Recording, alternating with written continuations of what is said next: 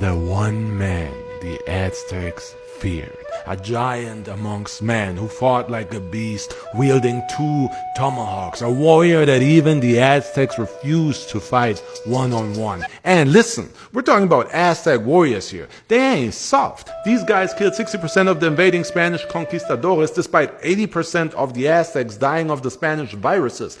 Even the conquistadores, with their armor and their guns, feared the Aztecs, but the Aztecs feared him. Tlahuicole, the chief of the Tlahuicole. The Tlahuicole were one of the many tribes the Aztecs attacked in order to get captives for human sacrifices. And wherever the Aztecs went, only the captives survived. You get me. But Tlahuicole and his tribe fought the Aztecs off for 20 days. And again, this dude was wielding 2 tomahawks, each so big that other warriors couldn't even lift one. Eventually though, Tlahuicole was the last man standing, and the Aztecs overwhelmed him with numbers and captured him.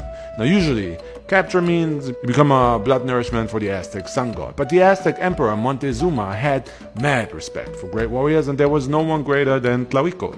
Montezuma was Tlahuicole's #1 fan and granted him his freedom, treasure, and women, despite him being a captive and an enemy warrior. But you know how these warriors are. Tlahuicole, of course, wouldn't accept such disgrace, such disrespect, spared by the enemy.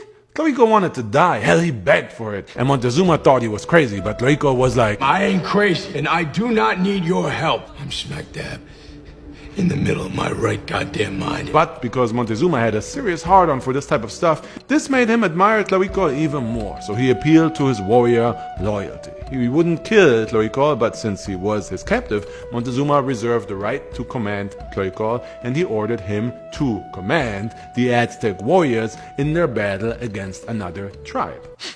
Smart. So in his honor as a warrior, Tlahuicole did that and whooped the other tribe out of existence. I mean, this guy was unstoppable. Did I say 2 tomahawks so big, so heavy that other warriors couldn't even lift them? This guy was a beast, and he whooped that other tribe. Again, but this wasn't even the most badass thing he's done yet. This gets better. When Tlahuicole returned, the Aztec emperor wanted to keep him, of course, by making him Aztec nobility and a free man. But again, Tlahuicole refused and demanded sacrificial combat to end his life, which the emperor had to honor. What is sacrificial combat? I'm glad you asked. You're chained to the stone of combat, armed with nothing but a war club, and fight off wave after wave of Aztec warriors until you die. Oh, and the stone of combat had a drainage system so that all the blood wouldn't get in the way. Very responsible. Blood can be such a slip hazard. So this is basically survival mode from gaming, and Tlahuicole was on his main character energy for real. Tied to the stone of combat, this guy fought for an hour and took down 8 of the Aztecs' elite jaguar warriors and wounded 20 more before he died and was finally sacrificed to the Aztec gods. Oh, and don't forget that we're planning a trip to roughly where all of this took place. We're planning a trip to Mexico, Chichen Itza, where I want to explore the remnants of the Maya civilization with you. And there's a link in the bio with a survey that you can fill out to let me know if you're interested in doing the trip. And if you do that survey, you'll be the first to be notified when we're ready to book this trip. You and me and y'all going to Mexico to explore history and mythology.